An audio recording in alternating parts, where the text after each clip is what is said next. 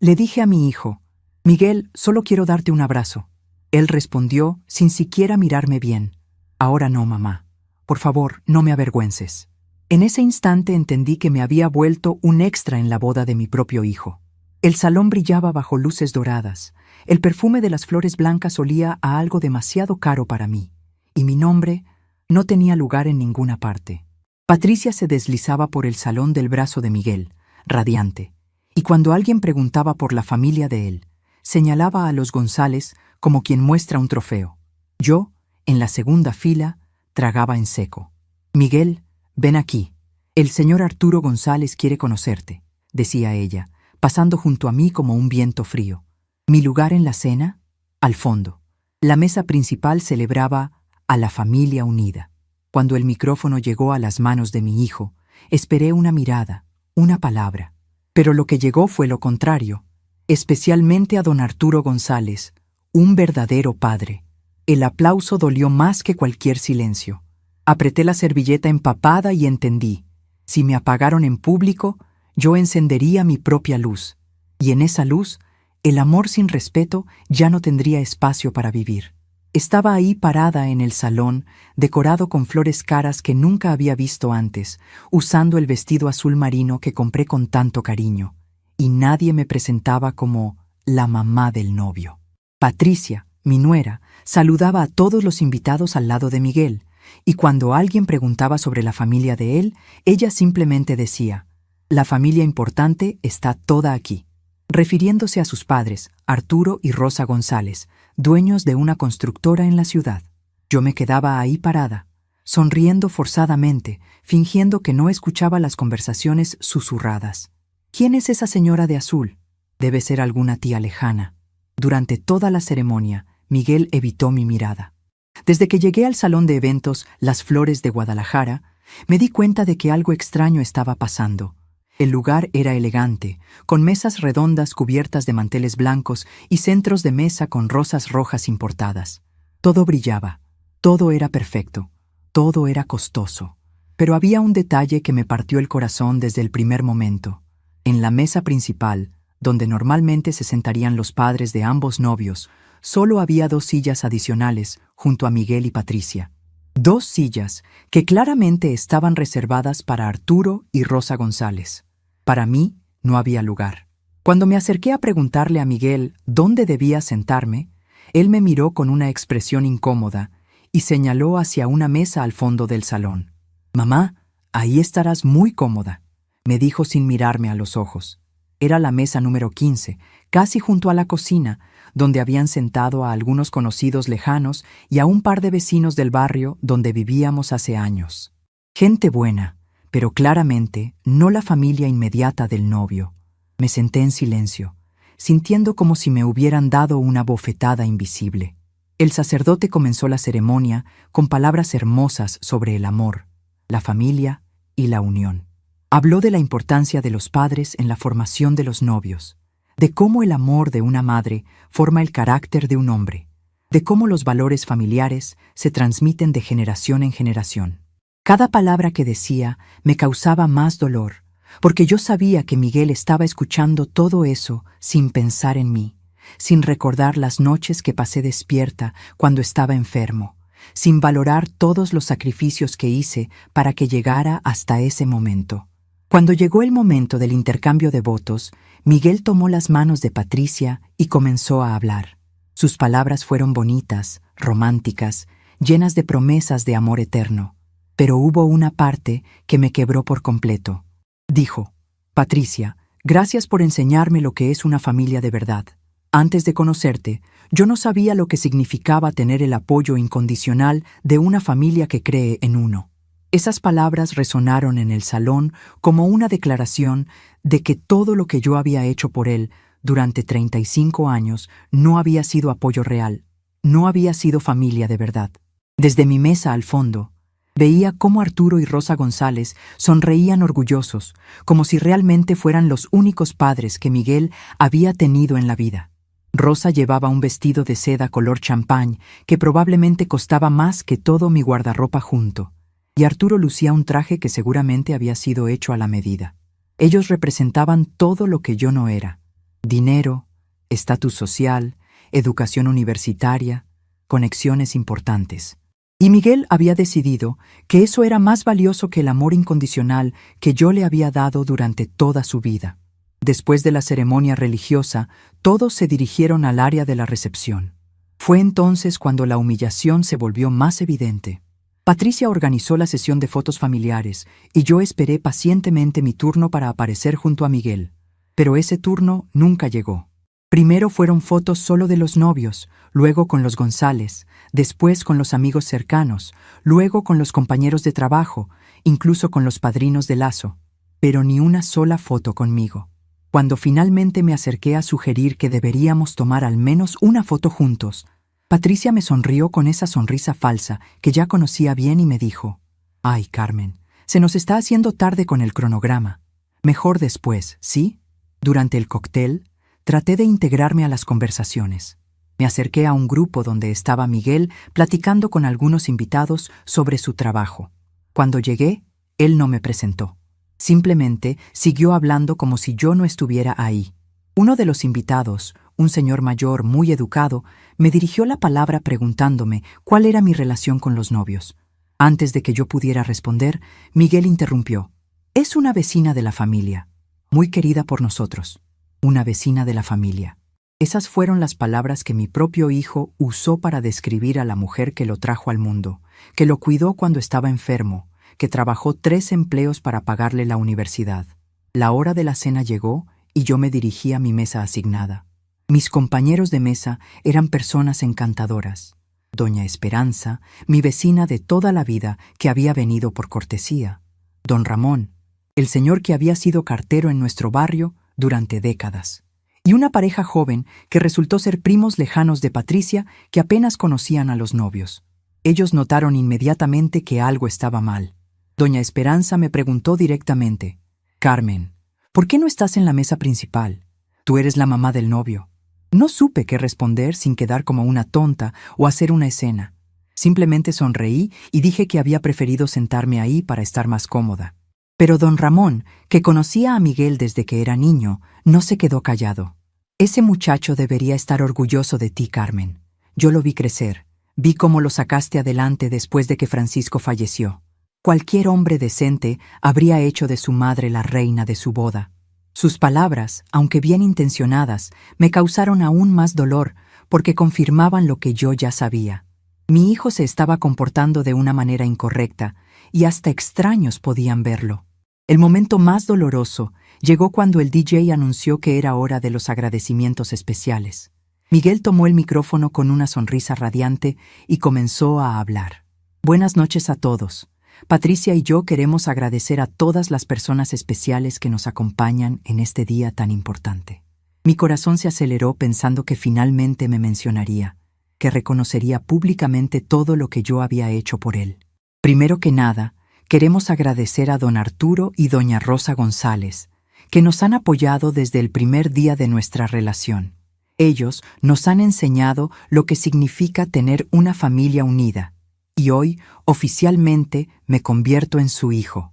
Las palabras siguieron fluyendo. Agradeció a los padrinos, a los amigos que habían viajado desde otras ciudades, a los compañeros de trabajo que habían colaborado con la organización, incluso al personal del salón, por hacer de esta noche algo mágico. Pero cuando llegó el momento de agradecer a la familia que lo había criado, a la mujer que había sacrificado todo por él, Miguel simplemente dijo: «Y por último, gracias a todas las personas que de una u otra forma han sido parte de nuestro crecimiento personal. Su cariño nos ha traído hasta aquí». Era una frase tan genérica, tan vacía, que podría haber estado hablando de cualquier persona. Ni siquiera me miró durante esas palabras. Fue en ese momento, mientras todos aplaudían y Miguel abrazaba a Arturo González como si fuera su verdadero padre, que algo dentro de mí se quebró definitivamente. No era solo tristeza o decepción, era algo más profundo, más definitivo. Era la realización de que el hijo que yo había criado, el hombre en el que había invertido toda mi vida, me había borrado completamente de su historia. Para él, yo ya no existía como la mujer que lo había formado. Existía solo como un recuerdo incómodo del pasado que prefería mantener oculto. Después de los agradecimientos, comenzó el baile. La primera pieza fue para los novios, por supuesto. La segunda fue el tradicional vals de la novia con su padre. Arturo González tomó a Patricia de la mano y bailaron mientras todos los miraban con admiración. La tercera pieza debería haber sido el turno del novio con su madre. Era una tradición que yo había esperado durante años, desde que Miguel era pequeño, y me decía que cuando se casara, bailaríamos la canción más bonita del mundo. Pero esa pieza nunca llegó. En su lugar, Miguel invitó a Rosa González a bailar, presentándola como mi segunda mamá, la mujer que me enseñó a ser el hombre que soy hoy. Desde mi mesa, veía cómo Rosa González sonreía satisfecha mientras bailaba con mi hijo. Ella llevaba puesta una sonrisa de triunfo, como si hubiera ganado una competencia que yo ni siquiera sabía que estaba peleando. Miguel la hacía girar suavemente, le susurraba cosas al oído que la hacían reír, la trataba con la ternura y el respeto que yo había soñado recibir en ese momento. Era doloroso, pero más que dolor, era claridad, una claridad brutal sobre lo que realmente significaba para la nueva vida de Miguel. Patricia se acercó a mi mesa durante una pausa entre canciones. Vino caminando con esa sonrisa calculada que había perfeccionado durante los 2 años que llevaba saliendo con Miguel. Se agachó para hablarme al oído, como si fuera a decirme algo confidencial. Carmen, espero que entiendas que hoy es un día muy especial para nosotros. Miguel y yo hemos trabajado muy duro para causar la impresión correcta con las personas importantes de nuestro círculo social. Sería mejor si no llamaras mucha atención. Ya sabes cómo son estas cosas en nuestro ambiente. Sus palabras fueron dichas con tanta suavidad, con tanta aparente consideración, que cualquier persona que las hubiera escuchado habría pensado que me estaba dando un consejo amigable. Pero yo entendí perfectamente el mensaje real. Yo era una vergüenza para ellos, una mancha en la imagen perfecta que querían proyectar. Mi presencia, mi origen humilde, mi vestido modesto, mi manera de hablar sin pretensiones, todo eso representaba algo que ellos querían mantener oculto. La miré directamente a los ojos y le sonreí de vuelta. Por primera vez en meses, no me sentí intimidada por ella. Patricia, le dije con una calma que ni yo misma sabía que tenía. Tienes razón, hoy realmente va a ser un día inolvidable. Pero lo que ninguno de ellos sabía era que yo acababa de tomar la decisión más importante de mi vida. En ese momento, sentada en la mesa 15 del salón Las Flores de Guadalajara, viendo a mi hijo bailar con otra mujer a quien llamaba mamá, algo se despertó dentro de mí. No era rabia, no era venganza, era algo mucho más poderoso. Era la determinación de una mujer que había sido invisible durante demasiado tiempo. El resto de la noche pasó como en una niebla extraña.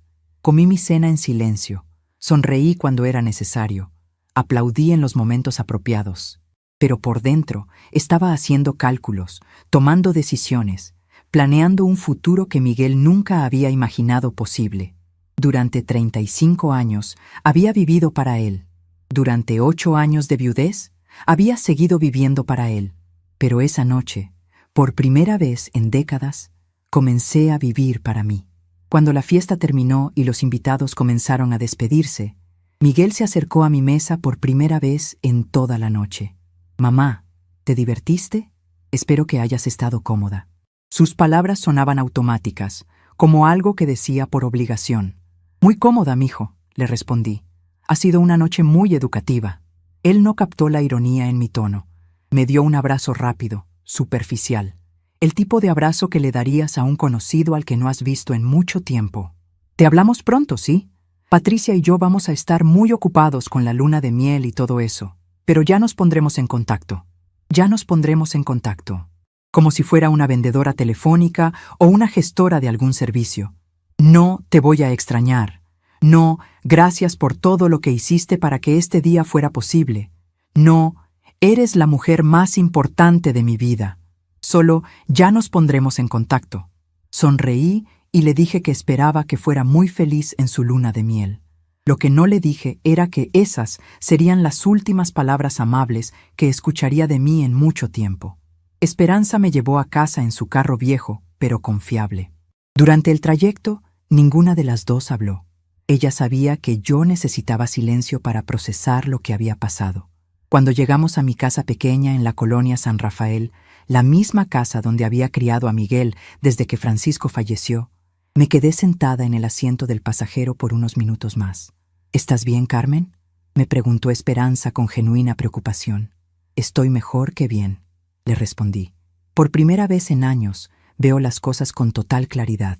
Esa noche, sentada en mi cocina donde había preparado miles de comidas para Miguel, donde había hecho su tarea con él durante la primaria, donde había llorado sola después del funeral de Francisco, tomé la decisión que cambiaría todo. Miguel había escogido su familia en su boda. Arturo y Rosa González eran sus padres ahora. Patricia era su prioridad absoluta. Yo era solo una vecina querida que había servido su propósito y ya no era necesaria. Muy bien. Si eso era lo que él quería, eso era exactamente lo que iba a obtener. Pero lo que Miguel no sabía, lo que ninguno de ellos sabía, era que yo tenía recursos, dignidad y fuerza suficiente para construir una vida completamente nueva. Una vida donde nadie me haría sentir invisible nunca más. El juego había cambiado, y las reglas nuevas las iba a poner yo.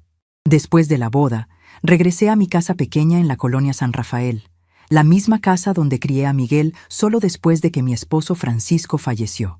Me senté en la cocina donde preparé miles de comidas para él. Miré las paredes que todavía guardaban sus medallas de graduación y sus diplomas, y comencé a cuestionar todo lo que había hecho durante estos años. Durante 8 años, desde que Francisco falleció, mi vida entera giró alrededor de Miguel. Trabajé como empleada doméstica, costurera, vendedora de tamales, cualquier cosa para garantizar que él tuviera una buena educación. Nunca me volví a casar, nunca viajé, nunca compré nada para mí misma. Cada peso que ganaba lo invertía en el futuro de él, porque creía que un día se sentiría orgulloso de mí. En los últimos 2 años, desde que comenzó a salir con Patricia, Miguel se fue alejando de mí gradualmente. Primero fueron las visitas que disminuyeron. Después, las llamadas telefónicas que se volvieron más raras. Por último, él comenzó a mentir sobre dónde vivía yo cuando le presentaba a Patricia a alguien. Decía que yo me había mudado lejos o que estaba de viaje. Una vez, escuché a Patricia hablando por teléfono con una amiga. La mamá de Miguel es medio, ya sabes, muy humilde para nuestro círculo social. Yo estaba en la cocina preparando la cena para ellos cuando escuché eso, y fingí que no había escuchado. Pero las palabras se quedaron grabadas en mi mente como una marca dolorosa. Mi vecina Esperanza siempre trató de alertarme sobre el comportamiento de Miguel. Ella decía: «Carmen, criaste a un hijo ingrato, él se avergüenza de ti y eso no es normal». Yo siempre defendía a Miguel, siempre encontraba excusas para su comportamiento. «Él solo está tratando de encajar en el mundo de Patricia», le decía a Esperanza. «Es normal que un hombre enamorado quiera impresionar a la familia de la novia». Pero en el fondo de mi corazón, yo sabía que Esperanza tenía razón. Miguel realmente se avergonzaba de mí, y lo peor de todo era que yo había permitido que eso pasara. Me había vuelto tan pequeña, tan invisible, que hasta mi propio hijo había olvidado quién era yo. Y en ese momento, sentada sola en mi cocina, finalmente entendí que algo dentro de mí había cambiado para siempre. Los días siguientes a la boda fueron los más difíciles de mi vida. Cada mañana me despertaba esperando una llamada de Miguel, esperando que me dijera que había sido un malentendido, que Patricia lo había presionado, que él realmente me amaba y me valoraba. Pero esa llamada nunca llegó. En cambio, lo que llegaron fueron los recuerdos. Recuerdos de todas las veces que sacrifiqué mi felicidad por la de él, todas las oportunidades que dejé pasar, todos los sueños que abandoné para convertirme en la madre perfecta que él necesitaba. Recordé cuando Miguel tenía 12 años y se enfermó de neumonía. Pasé 3 noches sin dormir en el hospital, durmiendo en una silla incómoda junto a su cama. Los médicos me decían que fuera a casa a descansar, pero yo no podía dejarlo solo. Cuando finalmente se recuperó, él me dijo: «Mami, eres la mejor mamá del mundo. Cuando sea grande, te voy a cuidar igual que tú me cuidas a mí». Esas palabras me habían sostenido durante años, me habían dado fuerzas en los momentos más difíciles. Pero ahora, recordándolas en mi cocina vacía, solo me causaban más dolor. También recordé cuando Miguel se graduó de la secundaria. Yo había trabajado turnos dobles durante meses para poder comprarle el traje que él quería para la ceremonia. Era un traje caro, de una tienda elegante del centro de la ciudad, pero él había puesto sus ojos en ese, y yo no podía decepcionarlo. El día de la graduación, él subió al escenario para recibir su diploma y me buscó entre la multitud. Cuando me encontró, me sonrió y me mandó un beso. Esa noche, cuando llegamos a casa, me abrazó y me dijo: «Mamá, sin ti nada de esto habría sido posible. Algún día te voy a reponer todo lo que has hecho por mí». Pero ese día nunca llegó. En su lugar llegó Patricia, y con ella la vergüenza de tener una madre humilde. Los recuerdos más dolorosos eran los más recientes. Recordé la primera vez que Patricia vino a cenar a mi casa. Yo había limpiado durante horas, había cocinado los platillos favoritos de Miguel, había puesto la mesa con la vajilla que solo usaba en ocasiones especiales. Patricia llegó vestida elegantemente, con zapatos caros y un bolso de marca. Desde el momento en que entró, pude ver en sus ojos que estaba evaluando todo: los muebles viejos, las paredes que necesitaban pintura, la alfombra desgastada de la sala. Durante la cena, ella fue educada pero distante. Respondía a mis preguntas con monosílabos y evitaba hacer contacto visual conmigo. Después de esa primera cena, las visitas de Miguel a mi casa se volvieron cada vez más raras. Cuando yo le preguntaba por qué no venía tanto, él siempre tenía una excusa. Estaba muy ocupado en el trabajo, tenía planes con Patricia, tenía que hacer mandados. Pero yo sabía la verdad. Patricia no se sentía cómoda en mi casa, y Miguel había elegido su comodidad sobre mi compañía. Gradualmente, nuestros encuentros se trasladaron a restaurantes o cafeterías del centro, lugares neutrales donde Patricia no tendría que enfrentarse con mi realidad económica. Una de las conversaciones más hirientes que tuve con Miguel fue hace 6 meses, cuando él me sugirió que sería bueno que yo mejorara mi apariencia para la boda. Me dijo que Patricia había encontrado una peluquería donde podrían modernizar mi look y que ellos pagarían el servicio como regalo. En ese momento, pensé que era un gesto generoso, una muestra de que querían incluirme en su día especial. Pero ahora entendía que no era generosidad, era vergüenza. Ellos querían cambiarme porque yo, tal como era, no era presentable para sus estándares. Recordé también todas las veces que Patricia había hecho comentarios sutiles sobre mi forma de vestir, mi manera de hablar, mi falta de educación formal. Nunca fueron insultos directos, siempre estaban disfrazados como sugerencias amigables. «Carmen, ¿has pensado en tomar clases de inglés? Hoy en día es muy importante». «Carmen, vi un vestido precioso en Liverpool que te quedaría perfecto». «Carmen, deberías probar esta crema para las manos, hace maravillas con la piel reseca». Cada comentario era una pequeña humillación, una forma sutil de recordarme que yo no era suficientemente buena para el mundo al que Miguel ahora pertenecía. Pero lo que más me dolía era recordar cómo Miguel había comenzado a cambiar su historia personal para impresionar a la familia de Patricia. En las cenas con los González, él hablaba de su infancia privilegiada, de los viajes familiares que nunca habíamos hecho, de las oportunidades educativas que yo supuestamente le había proporcionado. Mentía sobre nuestra situación económica, sobre mi trabajo, sobre nuestro estilo de vida. Creaba una versión ficticia de nuestra historia, donde yo era una viuda acomodada que había elegido vivir modestamente, no una mujer trabajadora que había luchado cada día para darle lo mejor que podía. Una noche, 3 semanas antes de la boda, escuché una conversación telefónica entre Miguel y Arturo González que me partió el corazón. Miguel le decía: «Don Arturo, usted ha sido como un padre para mí. Honestamente, nunca tuve una figura paterna fuerte en mi vida después de que murió mi papá. Mi mamá hizo lo que pudo, pero usted me ha enseñado cosas sobre ser hombre que yo nunca aprendí en casa». Esas palabras fueron como una bofetada.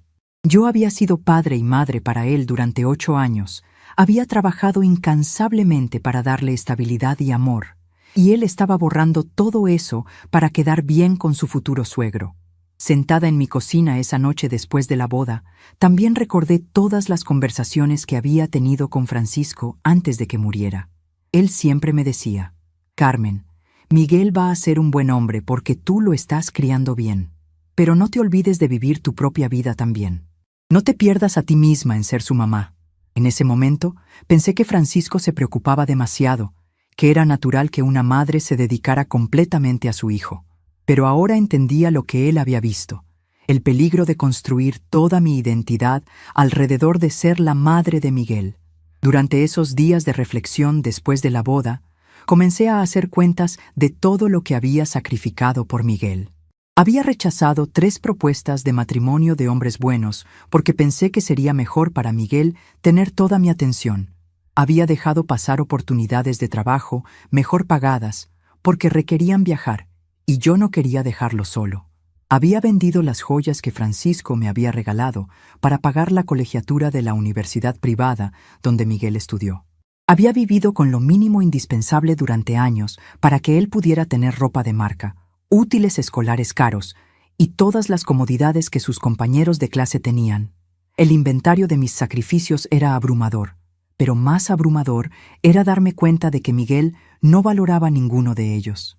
Para él, todo lo que yo había hecho era simplemente lo que se esperaba de una madre. No era algo extraordinario por lo que debiera estar agradecido. Era mi obligación natural. Y ahora que él había encontrado una familia que podía darle más estatus social y económico, yo me había vuelto obsoleta. Una semana después de la boda, Esperanza vino a visitarme y me encontró llorando en la cocina. «Carmen», me dijo, «no puedes seguir así. Ese muchacho ingrato no merece ni una lágrima más tuya». Pero yo no podía parar de llorar. No era solo por la humillación de la boda. Era por el duelo de una relación que pensé que era inquebrantable. Era el dolor de darme cuenta de que el amor que yo sentía por Miguel no era correspondido, que para él yo era más una carga que una bendición. Esperanza se sentó conmigo y me contó la historia de su hermana Guadalupe, que había pasado por algo similar con su hijo hace años. Lupe también lo dio todo por su hijo, me dijo, y cuando él se casó con una mujer de dinero, también la dejó de lado. Pero ¿sabes qué hizo Lupe? Se reinventó.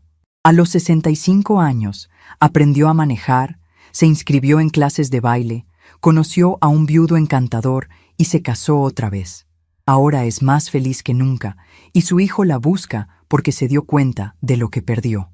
Las palabras de Esperanza me dieron algo en lo que pensar, una pequeña semilla de esperanza de que tal vez no todo estaba perdido.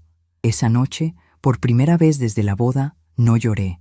En cambio, me quedé despierta pensando en la mujer que había sido antes de convertirme en madre, en los sueños que había tenido cuando era joven. Recordé que me gustaba cantar, que había sido buena estudiante en la escuela, que había tenido ambiciones propias antes de que la maternidad las opacara. Por primera vez en años, comencé a preguntarme quién era Carmen Rodríguez, no como madre de Miguel, sino como persona individual. Al día siguiente, hice algo que no había hecho en años. Fui a la biblioteca pública y saqué libros para mí. No libros sobre cómo ser mejor madre o cómo ayudar a los hijos a tener éxito. Libros sobre cosas que me interesaban. Saqué novelas románticas, libros de cocina internacional y una biografía de Frida Kahlo que siempre había querido leer. Por primera vez en décadas, dediqué tiempo a algo que era puramente para mi disfrute personal. También comencé a caminar por el parque todas las mañanas. Durante mis caminatas, observaba a otras mujeres de mi edad que parecían seguras de sí mismas, que parecían tener vidas plenas e interesantes. Veía parejas mayores que caminaban tomados de la mano, grupos de amigas que reían y conversaban animadamente, mujeres solas que leían tranquilamente en las bancas. Por primera vez, comencé a imaginar que tal vez yo también podría tener una vida así, una vida donde no fuera definida únicamente por mi relación con Miguel. 2 semanas después de la boda, Miguel finalmente me llamó. Su voz sonaba casual, como si nada hubiera pasado. «Hola, mamá. ¿Cómo estás? Patricia y yo ya regresamos de la luna de miel. Fue increíble. Fuimos a Cancún y nos quedamos en un resort todo incluido. Los González nos lo regalaron como regalo de bodas. Escuché su relato sobre las vacaciones costosas que yo nunca le podría haber pagado, y sentí una mezcla extraña de tristeza y claridad. Él estaba compartiendo conmigo los detalles de su nueva vida privilegiada, sin darse cuenta de que cada palabra era un recordatorio de todo lo que yo no podía ofrecerle. Cuando terminó de contarme sobre la luna de miel, esperé a ver si mencionaría algo sobre la boda, sobre cómo me había tratado, sobre la humillación que me había hecho pasar, pero no dijo nada. Para él, aparentemente, todo había sido normal. «Bueno, mamá», me dijo, «ahora que ya estamos de vuelta, Patricia y yo queremos invitarte a cenar el próximo domingo. Vamos a estrenar la casa nueva que nos regalaron los González como regalo de bodas. Otra vez, más regalos costosos de la familia que ahora lo había adoptado como hijo. Miguel», le dije con una calma que me sorprendió, «necesitamos hablar sobre algunas cosas». Hubo una pausa en la línea. «¿Hablar de qué, mamá?». Su tono se volvió ligeramente defensivo. «Sobre la boda», respondí. «Sobre cómo me trataste, sobre cómo me hiciste sentir». Otra pausa más larga. «Mamá, no sé de qué hablas. Te tratamos muy bien en la boda. Te dimos un lugar en una mesa excelente. Te incluimos en todo». Su negación completa de la realidad me confirmó algo importante. Él realmente no veía nada malo en lo que había hecho. Para él, haberme dado una mesa al fondo y haberme presentado como vecina de la familia era tratarme bien. «Miguel», le dije, «no me presentaste como tu madre ni una sola vez en toda la noche».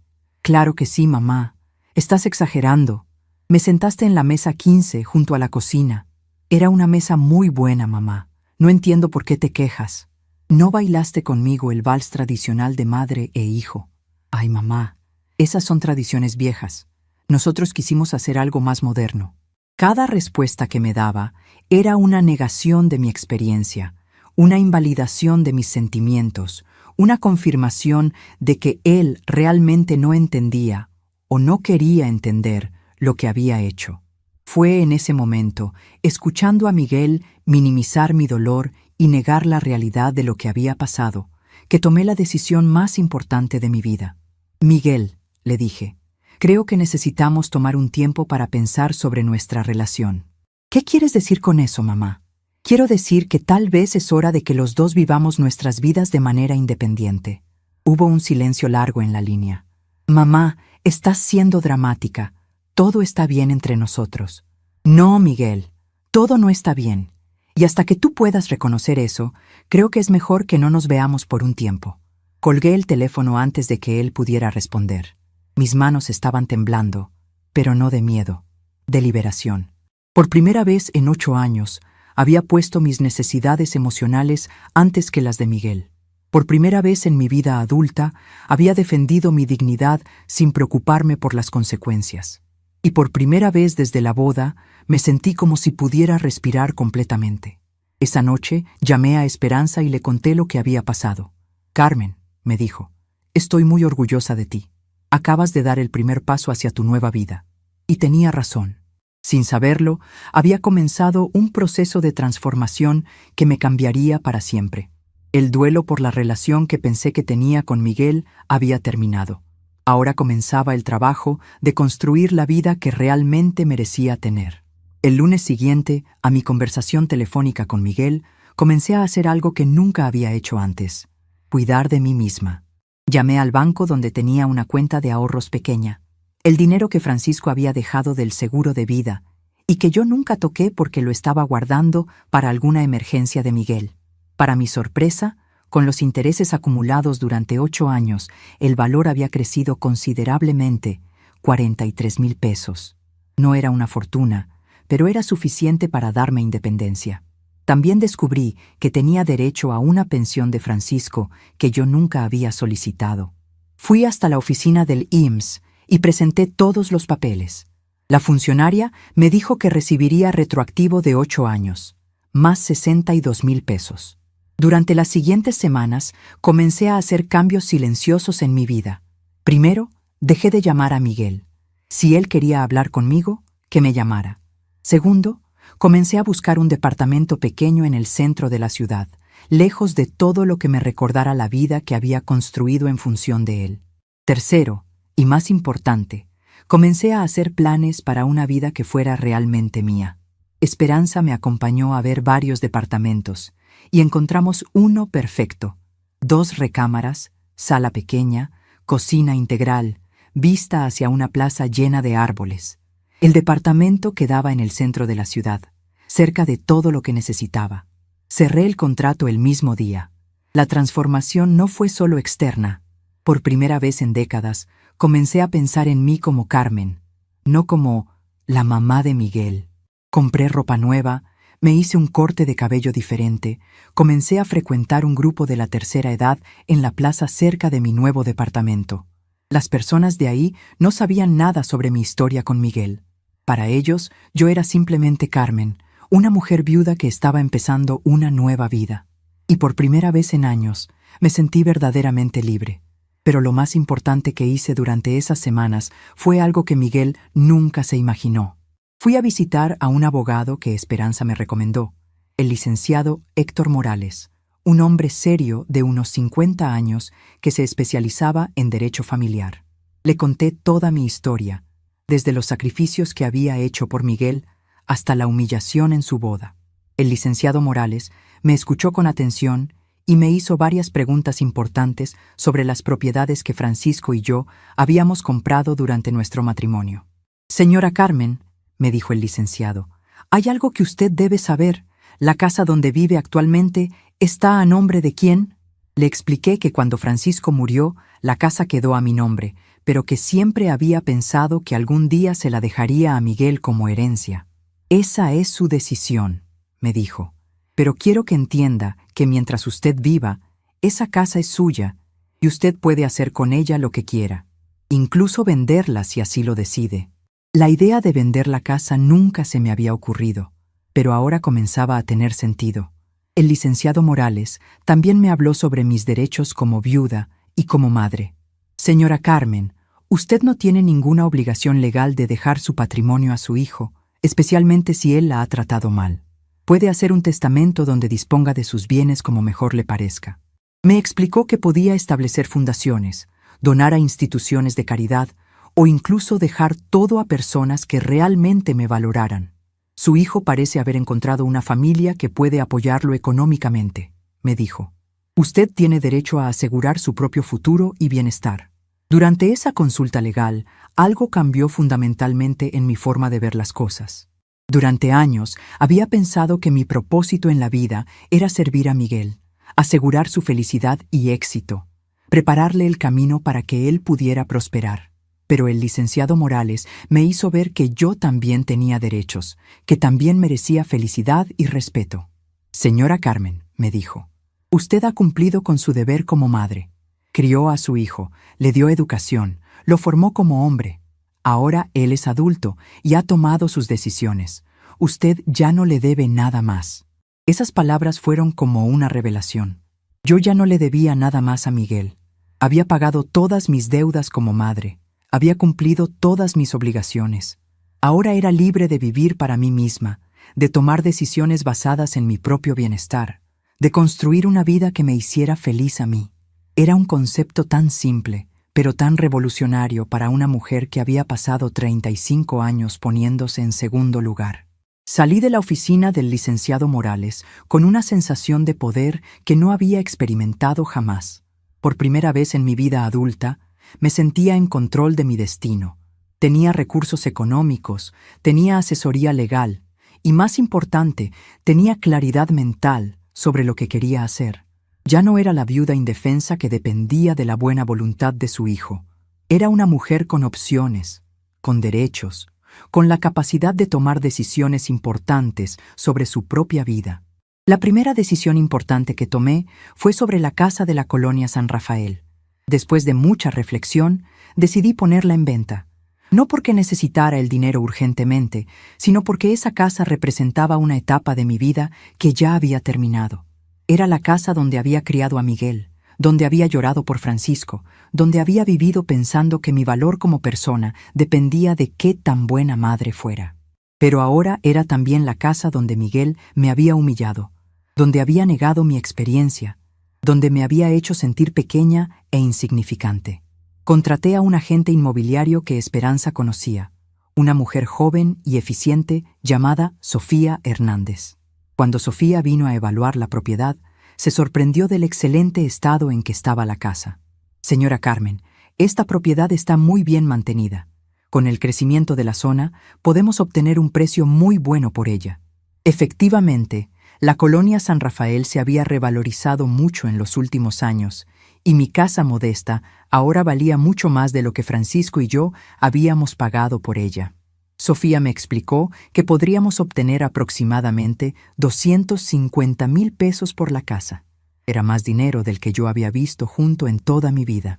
Con esa cantidad, más mis ahorros y la pensión retroactiva de Francisco, tendría suficiente dinero para vivir cómodamente por el resto de mi vida sin depender de nadie. Podría viajar, tomar clases, comprarme cosas bonitas, incluso ayudar a otras personas si así lo decidía. Por primera vez en décadas, el futuro se veía lleno de posibilidades en lugar de limitaciones. Pero no le dije nada de esto a Miguel. De hecho, no le dije nada a Miguel sobre ninguno de mis planes. Él había elegido excluirme de su nueva vida.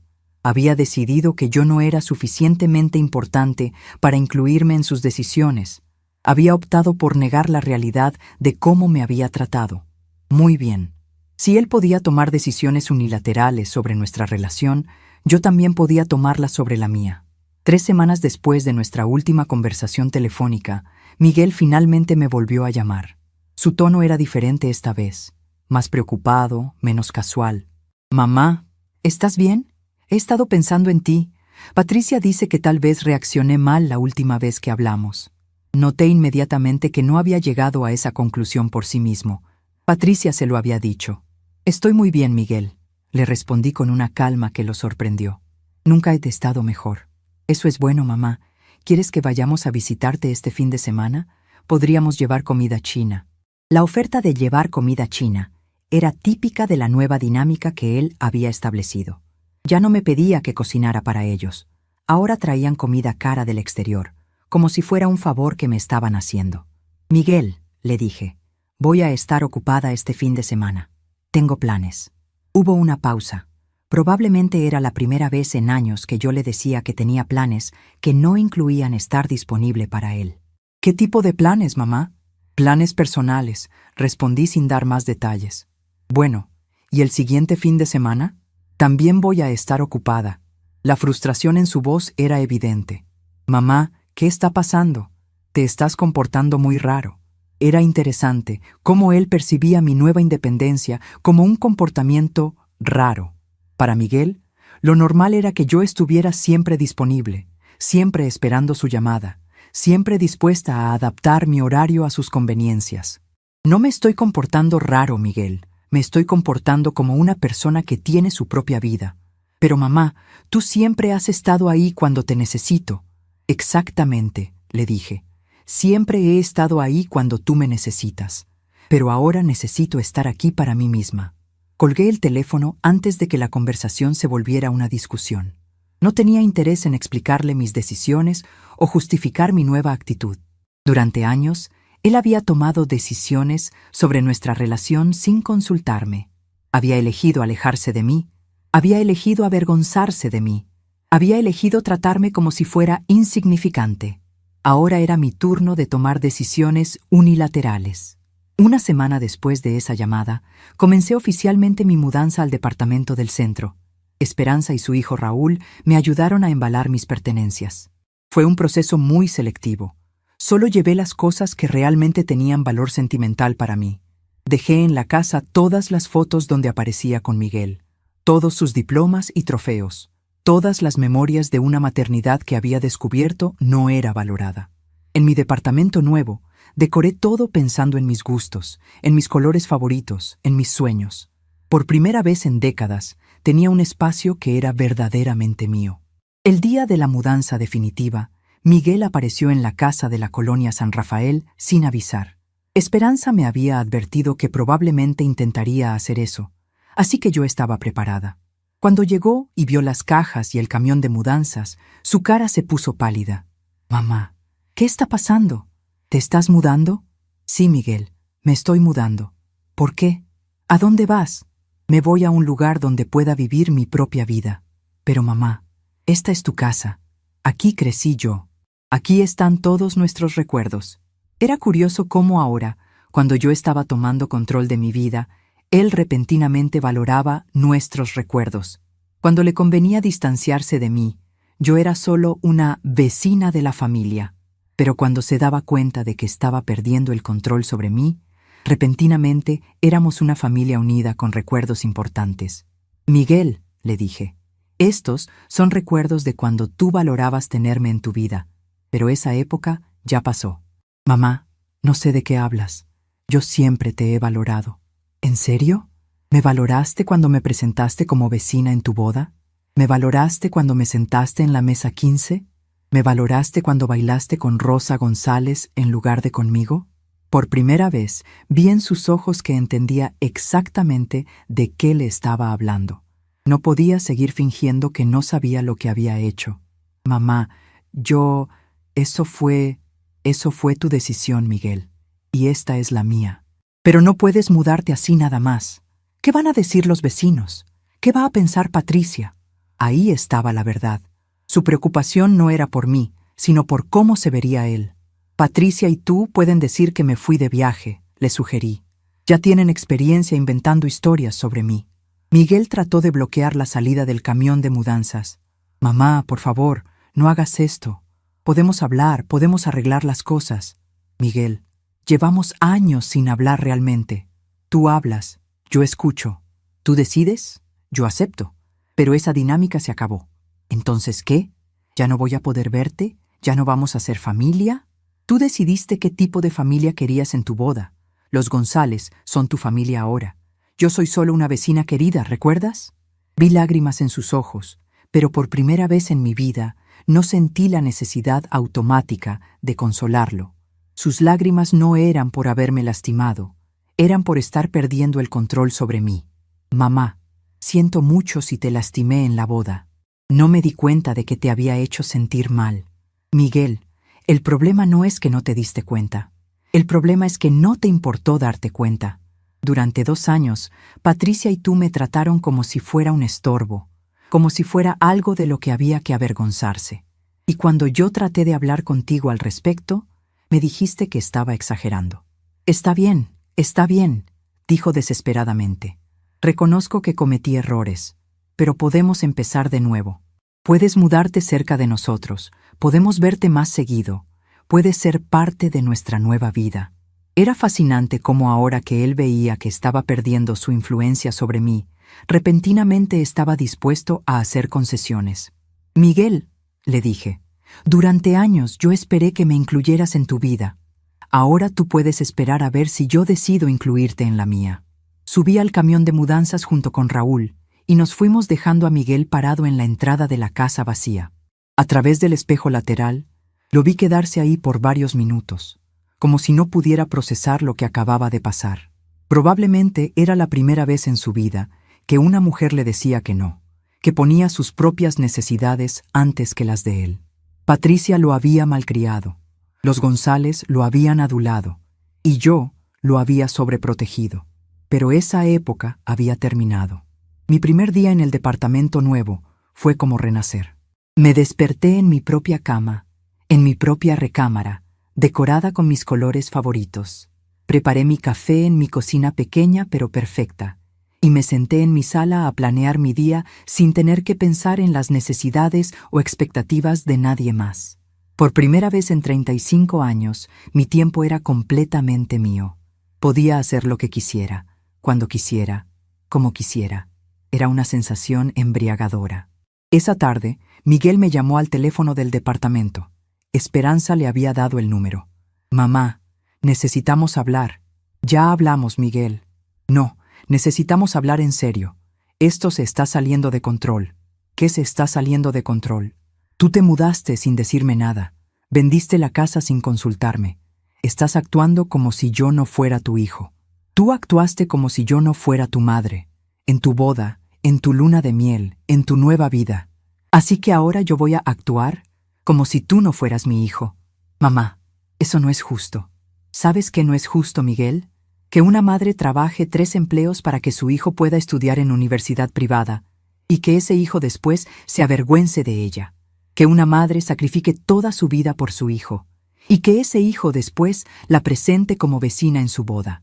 Que una madre trate de explicarle a su hijo cómo se siente y que ese hijo le diga que está exagerando. Eso no es justo. Hubo un largo silencio en la línea. ¿Qué quieres que haga, mamá? Quiero que vivas tu vida con Patricia y los González y me dejes vivir la mía en paz. Esa noche, por primera vez desde la boda, dormí profundamente y sin pesadillas. No soñé con Miguel, no me preocupé por su felicidad, no me pregunté si habría comido bien o si estaría contento en su matrimonio. Dormí el sueño tranquilo de una mujer que finalmente había recuperado su propia vida. Y cuando desperté a la mañana siguiente, me sentí más descansada y más en paz de lo que me había sentido en años. La transformación estaba completa. Carmen Rodríguez ya no era solo la madre de Miguel. Era una mujer independiente, con recursos propios, con decisiones propias, con una vida propia. Y esa vida apenas estaba comenzando. Miguel quedó completamente perdido cuando se dio cuenta de que ya no tenía control sobre mí. Durante las siguientes semanas después de mi mudanza, me llamaba casi todos los días con una desesperación que nunca había visto en él. «Mamá, esto no puede seguir así. Patricia está muy preocupada por ti. Dice que tal vez estás pasando por una crisis emocional». Era típico de él usar a Patricia como excusa para sus propias preocupaciones. «Miguel», le respondí con una calma que parecía irritarlo, «dile a Patricia que nunca he estado mejor emocionalmente. Por primera vez en años, estoy viviendo para mí misma. Pero mamá, la familia es importante. No puedes simplemente cortar los lazos así nada más. Tú cortaste los lazos cuando me presentaste como vecina en tu boda. Yo solo estoy reconociendo oficialmente lo que tú ya habías decidido». La primera semana en mi departamento nuevo fue como un despertar. Cada mañana me levantaba sin prisa, preparaba mi café en mi cocina pequeña pero perfecta, y planeaba mi día pensando únicamente en lo que me haría feliz. Me inscribí en clases de baile regional en el Centro Cultural, comencé a tomar lecciones de pintura en el parque y me uní a un grupo de lectura en la biblioteca. Por primera vez en décadas, tenía una agenda social que no giraba alrededor de Miguel. Las señoras del grupo de baile me adoptaron inmediatamente. Había 5 de nosotras: Mercedes, una viuda alegre de 70 años, Concepción, una señora divorciada que había empezado una nueva vida a los 60, Amparo, una maestra jubilada, y Luz, una mujer que nunca se había casado y que era la más independiente de todas nosotras. «Carmen», me dijo Mercedes después de nuestra segunda clase de baile, «tienes una energía muy bonita. Se nota que estás empezando algo nuevo en tu vida». Le conté un poco de mi historia, sin entrar en detalles dolorosos, pero explicándole que había decidido enfocarme en mi propia felicidad después de años de vivir para otros. «Ay, mija», me dijo Concepción, «todas hemos pasado por eso. Los hijos crecen y a veces se olvidan de que sus madres también son mujeres con necesidades propias». Sus palabras me confirmaron que no estaba loca, que mi reacción era normal y saludable. Durante el segundo mes en mi nueva vida, algo inesperado sucedió. Miguel apareció en mi departamento sin avisar, pero esta vez no venía solo. Traía a Patricia con él, y ambos se veían muy incómodos. Cuando abrí la puerta y los vi ahí parados, inmediatamente noté algo diferente en su lenguaje corporal. Miguel parecía nervioso, ansioso, como si estuviera preparándose para una conversación difícil. Patricia, por su parte, no tenía su sonrisa artificial de siempre. Se veía genuinamente preocupada. «Hola, mamá», me dijo Miguel. «¿Podemos pasar? Necesitamos hablar contigo sobre algo importante». Los dejé entrar a mi sala, que había decorado con colores que me gustaban y plantas que me daban paz. Se sentaron en mi sofá nuevo, y noté que Patricia miraba alrededor con sorpresa. Probablemente esperaba encontrar un departamento triste y descuidado, el hogar de una mujer mayor que se había dado por vencida. Pero mi departamento era luminoso, colorido, lleno de vida. Tenía libros nuevos en la mesa, flores frescas en jarrones bonitos y fotografías de mis nuevas amigas del grupo de baile. Se veía como el hogar de una mujer que estaba viviendo plenamente, no como el refugio de alguien que estaba huyendo de la vida. «Mamá», comenzó Miguel, claramente incómodo, «hemos venido porque necesitamos tu ayuda con algo». Inmediatamente me puse alerta. Durante décadas, las peticiones de ayuda de Miguel habían sido comandos disfrazados. Cuando él necesitaba mi ayuda, en realidad significaba que yo tenía que resolver un problema suyo, generalmente sacrificando algo mío en el proceso. ¿Qué tipo de ayuda?, pregunté, manteniéndome neutral. Patricia se aclaró la garganta y habló por primera vez. Carmen, estamos pasando por algunos problemas financieros. Era interesante cómo ahora me llamaba Carmen en lugar de usar ese tono condescendiente que había usado durante años. Miguel tomó el control de la conversación. Es que, mamá, gastamos mucho dinero en la boda y en la luna de miel, y la casa que nos regalaron los González venía con algunos gastos que no habíamos calculado. El predial es muy alto, los servicios son caros, y hemos tenido que comprar muchas cosas para amueblarla. Escuché su explicación sin mostrar emoción. Era fascinante cómo ahora, cuando necesitaban algo de mí, yo había vuelto a ser mamá en lugar de vecina de la familia. Entiendo, dije simplemente. ¿Y en qué piensan que yo puedo ayudarlos? Patricia y Miguel intercambiaron una mirada. Claramente habían ensayado esta conversación. Bueno, continuó Miguel, sabemos que vendiste la casa y que ahora tienes algún dinero extra. Pensamos que tal vez podrías prestarnos algo para salir de este aprieto. No es mucho, solo unos 30,000 pesos para pagar las tarjetas de crédito y ponernos al corriente con los gastos de la casa. 30,000 pesos. Una cantidad que para ellos era no mucho, pero que representaba varios meses de mis gastos normales. Una cantidad que yo había tardado años en ahorrar cuando trabajaba como empleada doméstica. Miguel, le dije con calma, ¿te acuerdas de la última conversación que tuvimos antes de tu boda? Se veía confundido. No exactamente, mamá. Yo te pregunté si necesitabas ayuda con algo para la boda. Te ofrecí mis ahorros para que pudieras hacer la fiesta que querías. ¿Recuerdas qué me dijiste? Su cara comenzó a ponerse roja. Claramente, sí se acordaba. Me dijiste que los González se habían hecho cargo de todo, que no necesitabas nada de mí. Me dijiste que era mejor que yo no me preocupara por esas cosas porque ustedes tenían todo bajo control. Patricia intervino rápidamente. Carmen, eso fue diferente. En ese momento sí teníamos todo bajo control, pero han surgido gastos inesperados. Patricia, le dije, mirándola directamente a los ojos, ¿tú me considerabas parte de la familia cuando me sentaste en la mesa 15 en la boda? Ella se puso visiblemente incómoda. Carmen, ese fue un error. No nos dimos cuenta de cómo te habías sentido. ¿Se dieron cuenta después? Bueno, sí, cuando Miguel me explicó. ¿Miguel te explicó? ¿O yo traté de explicárselo a Miguel y él me dijo que estaba exagerando? Miguel finalmente habló. Mamá, está bien, cometimos errores. Pero eso no significa que tengamos que destruir nuestra relación familiar por eso. Miguel, le respondí, nuestra relación familiar se destruyó el día que decidiste que yo no era suficientemente presentable para tu nueva vida. Yo no destruí nada. Simplemente dejé de fingir que no había pasado nada. Pero mamá, somos familia. La familia se perdona, se apoya mutuamente. Tienes razón, le dije. La familia sí se apoya mutuamente. Pregúntale a Arturo y Rosa González si pueden prestarte esos 30,000 pesos. Ellos son tu familia ahora. La desesperación en la voz de Miguel era evidente. Mamá, por favor, los González ya nos ayudaron con la casa y la boda. No podemos pedirles más dinero. Se van a dar cuenta de que no sabemos manejar nuestras finanzas. Ah, dije, entiendo. No quieres que tu nueva familia se dé cuenta de que cometes errores financieros.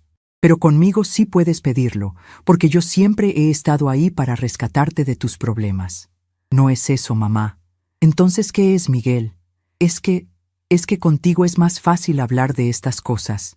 Miguel, le dije levantándome de mi silla. Durante 35 años fue más fácil conmigo porque yo siempre decía que sí, porque yo siempre ponía tus necesidades antes que las mías, porque yo nunca te pedía nada a cambio. Pero esos días se acabaron. Patricia finalmente mostró su verdadera personalidad. Carmen, no seas egoísta. Miguel es tu hijo. Deberías querer ayudarlo cuando está en problemas. La miré con una sonrisa fría. Patricia, Miguel es tu esposo.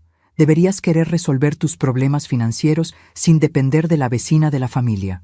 Se levantaron para irse, claramente frustrados porque su plan no había funcionado. Mamá, me dijo Miguel en la puerta, espero que reconsideres tu posición. No puedes estar enojada conmigo para siempre.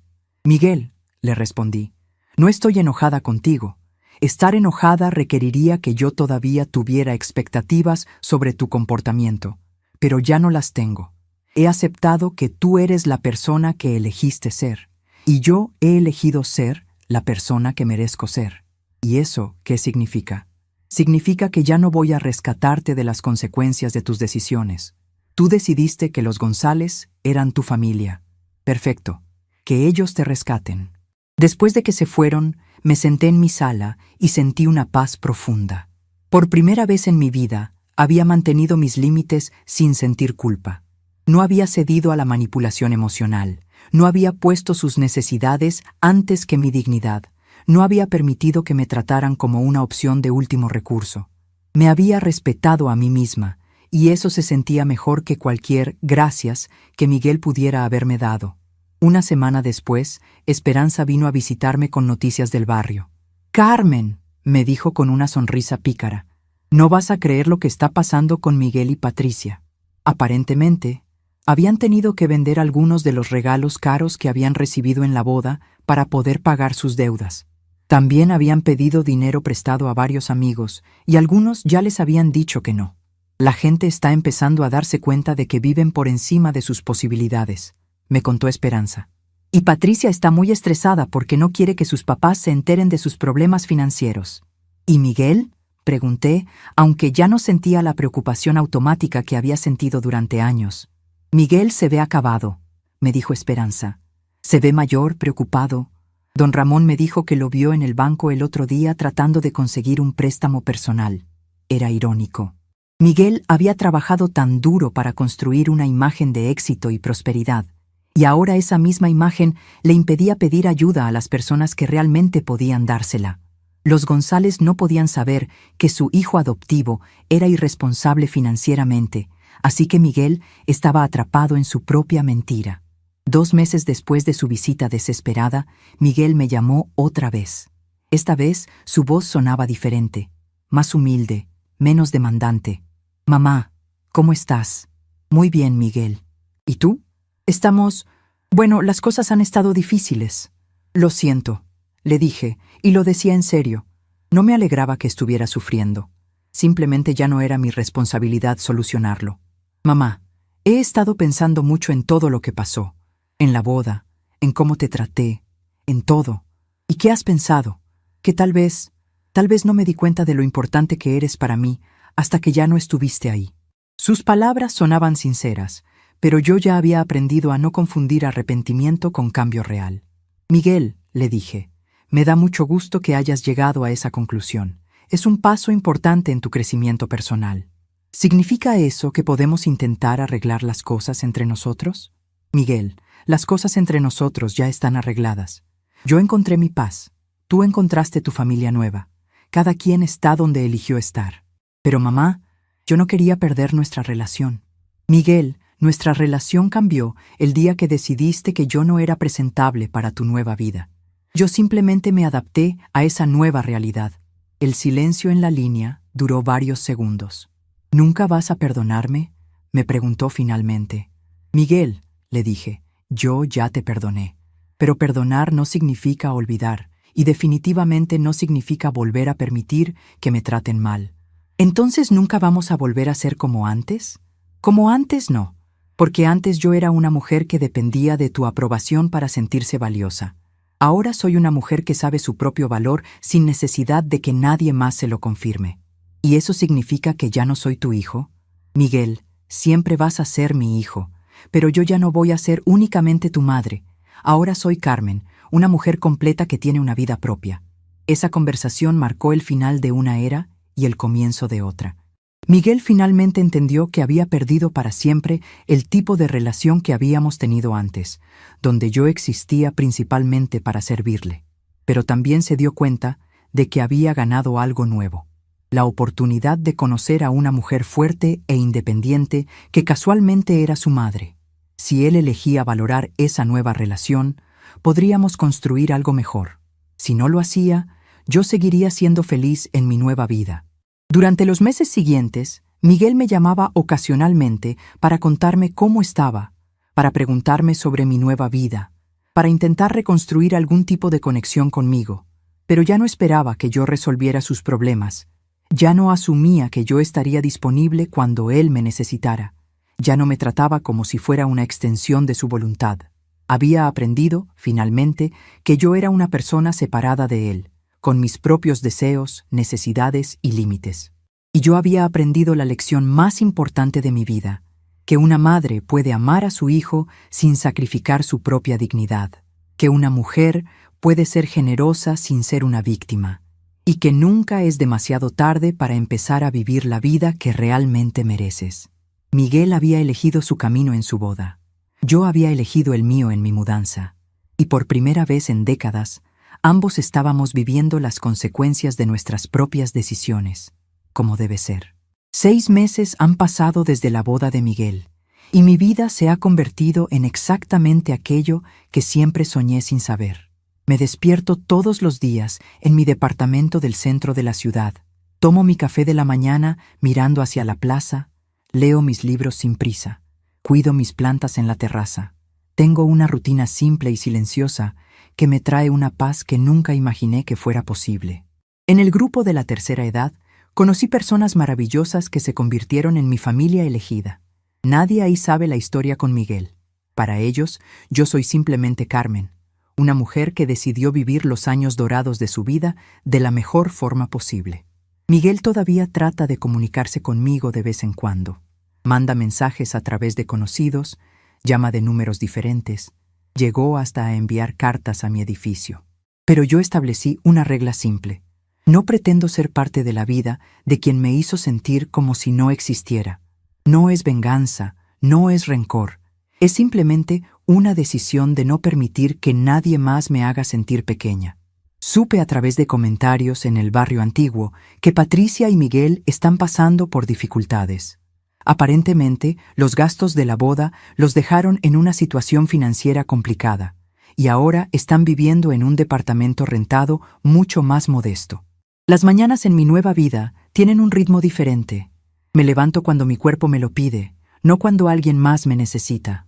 Preparo mi desayuno escuchando música que me gusta, no el noticiero que Miguel siempre ponía. Me visto con ropa que me hace sentir bonita, no con lo que sea práctico para hacer las labores de la casa de otro. Cada decisión pequeña es mía, y esa libertad es embriagadora. Mercedes, mi amiga del grupo de baile, me dice que tengo una luz diferente en los ojos, una energía que antes no tenía. Carmen me dijo la semana pasada, te ves como una mujer que finalmente encontró su lugar en el mundo. Los miércoles por la tarde son mis favoritos. Es cuando el grupo de lectura se reúne en la biblioteca. Somos 8 mujeres de diferentes edades y trasfondos, pero todas compartimos el amor por las historias y las palabras. Esta semana leímos Como agua para chocolate, y cuando llegamos a la parte donde Tita finalmente se libera de las expectativas familiares, sentí una conexión profunda con su historia.